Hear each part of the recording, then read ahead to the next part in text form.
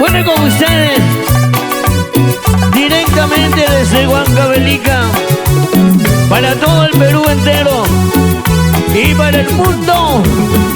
Ahí está con ustedes, maestro, la evolución de la cumbia, cantando Papi Sabor. Para todos mis grandes amigos que están con nosotros en esta noche, gran temita que dice: ¿dónde estarás? ¿Dónde estarás, mi amor? Dulce amorcito, ¿dónde estarás? Ya vuelve pronto a mis brazos. Necesito yo tus besos para seguir respirando. Extraño mucho tu cariño y el calor de tus besos. Me estás matando con tu ausencia. Vuelve pronto, amorcito. Vamos, Roger Riachi. Y un saludo para la gente linda de Huancayo. ¿Dónde estarás? Quisiera verte y abrazarte. Mi corazón te ama mucho y no podré vivir sin ti. ¿Dónde estarás? Quisiera verte y abrazarte. Mi corazón te ama mucho y no podré vivir sin ti. Y un gran saludo para nuestro gran amigo Alex Yachi, Purito Huancayo. Mi gente linda del centro del Perú, mi gente huancayina, el orgullo de los 19 distritos de Huancavelica, la evolución de la cumbia y Papis Amores. Bueno, siempre bailando las 7 provincias de Huancavelica: Acobamba, Angaraes, Castrovirreina, Guaitará, Churcampa, Pampas, Tayacaja.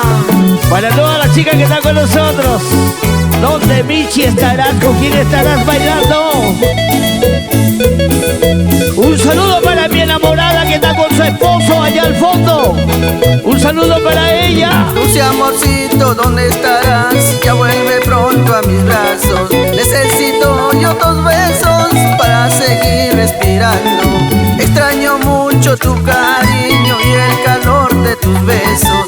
Me estás matando con tu ausencia. Vuelve pronto, amorcito. Sumler Torres Denso, Betty Castro Tabuada. ¿Dónde estarás? Quisiera verte y abrazarte. Mi corazón te ama mucho y no podré vivir sin ti. ¿Dónde estarás? Quisiera verte y abrazarte. Mi corazón te ama mucho y no podré vivir sin ti.